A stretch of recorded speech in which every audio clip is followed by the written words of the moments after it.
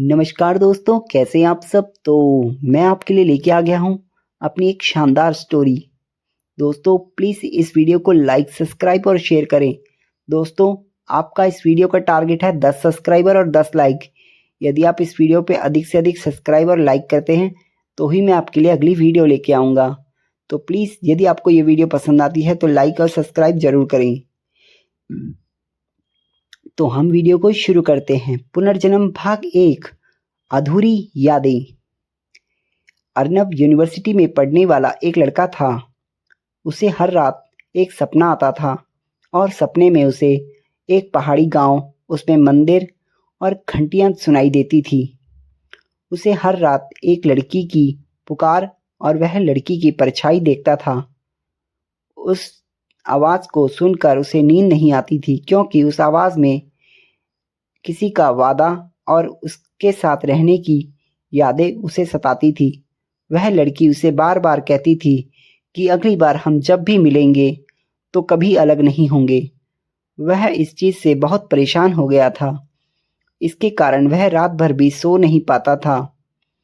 वह डॉक्टर के पास गया और उन्हें सारी बातें बताई। डॉक्टर ने उसे कहा कि ये सब स्ट्रेस के कारण है। तुम दिन भर काम और पढ़ाई के चक्कर में थक जाते हो और उसकी टेंशन में तुम रात भर भी नहीं सो पाते। वह उसे कुछ दवाइयाँ देते हैं और नींद की गोलियाँ भी, परंतु वह इस चीज़ से खुश नहीं होता, क्योंकि उसे लगता है कुछ ना कुछ तो ऐसी बात है जिसके कारण ये सब हो रहा है। वह अपने घर आता है और उसकी दादी को भी वह सब बात बताता है। उसकी दादी कहती है, बेटा ये पुराने जन्म की पुकार है। वह अपनी दादी को मुस्कुराते हुए कहता है कि दादी ऐसा कुछ नहीं होता, और वह अपने कमरे की तरफ चला जाता है। कुछ दिनों बाद वह स्ट्रेचिंग के लिए यात्रा पर उसी पहाड़ी गांव की ओर चला जाता है जो उसके सपने में आया था। वह उस गांव में उसी मंदिर के सामने खड़ा होता है और वह उस मंदिर को देख रहा होता है। तभी उसके पीछे एक लड़की आती है जो उसे कहती है कि यहाँ तुम पहली बार आई हो। वह उस लड़की को देखकर हैरान हो जाता है और उस लड़की की तरफ हैरानी से देख रहा होता है, क्योंकि ये वही लड़की होती है जो उसके सपने में आई थी। वह उसे हैरानी से और भ्रम से देख रहा होता है कि ये कैसे हो सकता है। वह मन ही मन में सोचता है। वह लड़की कहती है, क्या हुआ, तुम ऐसे क्यों देख रहे हो, जैसे तुमने मुझे पहले भी कभी देखा होगा। वह हंसते हुए कहता है, नहीं नहीं, ऐसी कोई बात नहीं। वो कहता है कि मेरे को ऐसा लगता है जैसे मैंने आपको पहले भी कहीं देखा है, परंतु आप वैसे नहीं हो। और वह मंदिर की तरफ चला जाता है। जैसे ही वह मंदिर का घंटा बजाता है तो उसकी आंखों में वही पुरानी चीज़ें घूमने लगती हैं।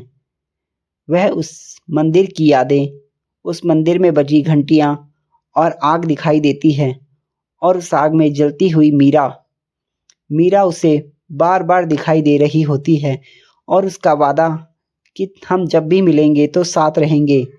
उसका सिर चकराने लग जाता है और वह वहीं पर बैठ जाता है। बार बार उसके दिमाग में वही सब चीज़ें घूम रही होती हैं। मीरा भी पीछे से उसको हैरानी से देख रही होती है कि इसे अचानक क्या हुआ। वह भागते हुए उसके पास जाती है। तभी उसे सब कुछ याद आ जाता है और वह तुरंत खड़ा हो जाता है और मीरा का हाथ पकड़कर कहता है कि मुझे सब याद आ गया है। अब मैं तुम्हारा हाथ कभी नहीं छोड़ूंगा और अपना वादा निभाऊंगा। अब हम दोनों हमेशा साथ रहेंगे। मीरा उसकी तरफ देखकर हैरान हो जाती है, क्योंकि उसने मीरा का हाथ पकड़ा होता है।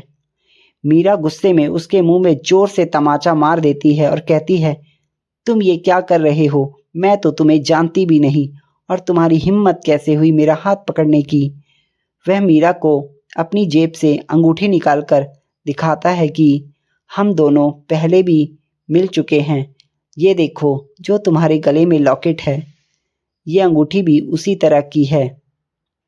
मीरा उसकी बातों पर भरोसा नहीं करती और वह वहाँ से चली जाती है, परंतु वह उसका पीछा करता है और उसे बार बार वही चीज़ बताता है कि हम दोनों पुनर्जन्म के साथी हैं, परंतु वह उसकी बात पर भरोसा नहीं करती और वहाँ से जा रही होती है। दोस्तों, यदि आप इसका अगला पार्ट पढ़ना चाहते हैं तो प्लीज़ इस वीडियो को लाइक सब्सक्राइब और शेयर कीजिए, तभी मैं आपके लिए इसकी वीडियो का अगला पार्ट लेके आ सकता हूँ। धन्यवाद दोस्तों।